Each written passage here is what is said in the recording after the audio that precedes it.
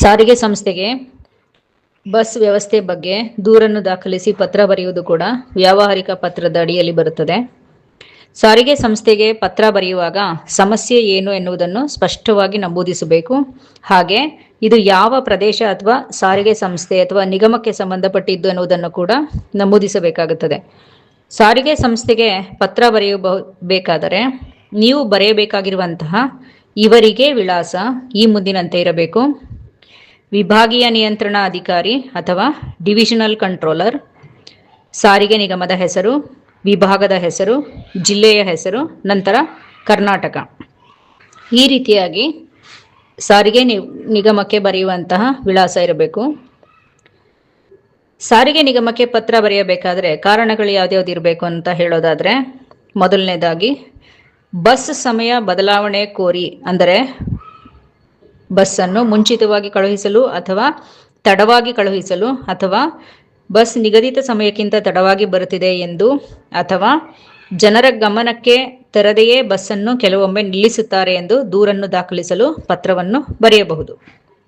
ಎರಡನೆಯದಾಗಿ ಹೊಸ ಮಾರ್ಗದಲ್ಲಿ ಸಂಚರಿಸಲು ಬಸ್ಸನ್ನು ಬಿಡಲು ಕೋರಿ, ಅಥವಾ ತಮ್ಮ ಊರಿಗೆ ಹೊಸದಾಗಿ ಬಸ್ ಸೌಕರ್ಯ ನೀಡಲು ಕೋರಿ, ಅಥವಾ ಬಸ್ಸು ಸಂಚರಿಸುವ ಮಾರ್ಗದ ಮಧ್ಯೆ ಹೊಸ ನಿಲುಗಡೆಯನ್ನು ನಿಮ್ಮ ಊರಿನಲ್ಲಿ ಕೋರಿ ಪತ್ರವನ್ನು ಸಾರಿಗೆ ಸಂಸ್ಥೆಗೆ ಬರೆಯಬಹುದು.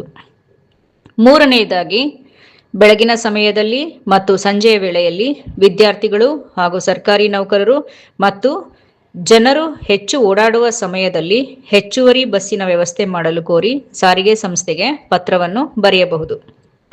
ನಾಲ್ಕನೆಯದಾಗಿ ಬಸ್ಸಿನಲ್ಲಿ ಹರಿದ ಸೀಟು ಅಥವಾ ಸೋರುತ್ತಿರುವ ಛಾವಣಿ ಅಥವಾ ಬೋರ್ಡ್ ಸರಿ ಇಲ್ಲದಿರುವ ಬಗ್ಗೆ ಸರಿಪಡಿಸಲು ಕೋರಿ ಪತ್ರವನ್ನು ಬರೆಯಬಹುದು.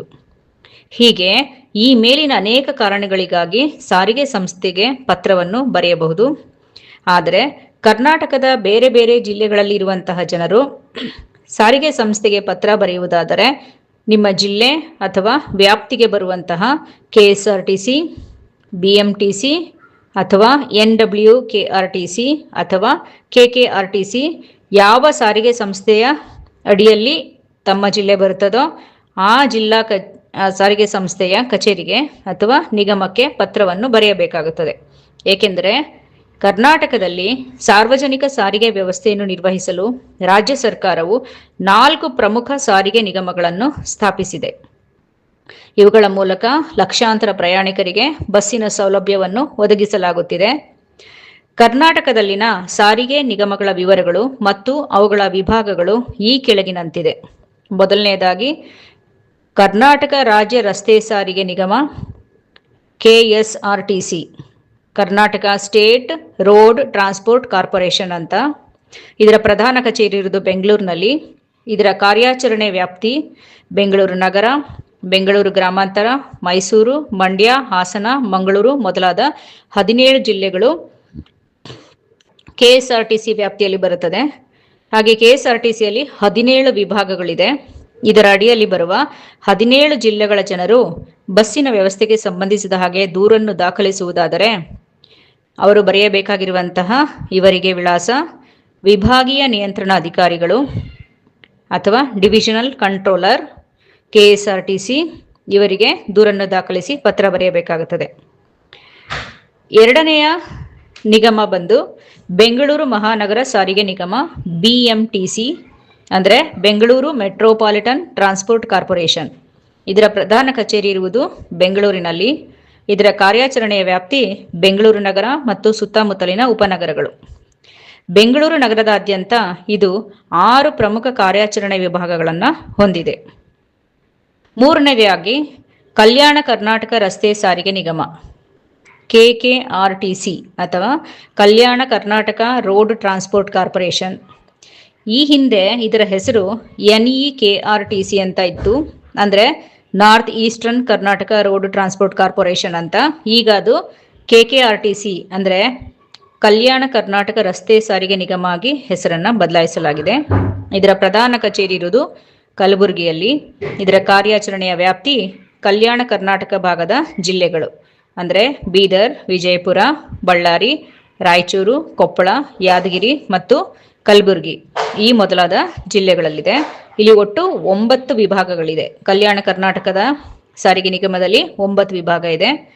4ನೇದಾಗಿ ವಾಯುವ್ಯ ಕರ್ನಾಟಕ ರಸ್ತೆ ಸಾರಿಗೆ ನಿಗಮ ಅಂದರೆ NWKRTC, north western Karnataka road transport corporation.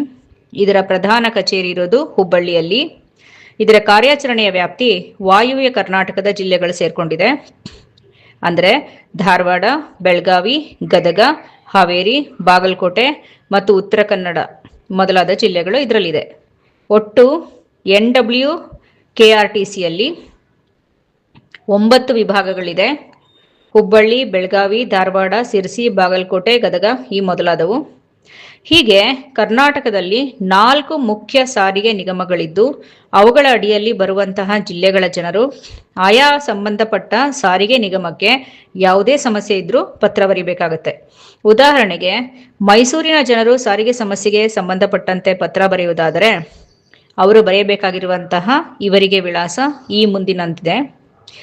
ವಿಭಾಗೀಯ ನಿಯಂತ್ರಣಾಧಿಕಾರಿಗಳು ಅಥವಾ ಡಿವಿಷನಲ್ ಕಂಟ್ರೋಲರ್, ಕರ್ನಾಟಕ ರಾಜ್ಯ ರಸ್ತೆ ಸಾರಿಗೆ ನಿಗಮ KSRTC, ಮೈಸೂರು ವಿಭಾಗ, ಮೈಸೂರು, ಕರ್ನಾಟಕ.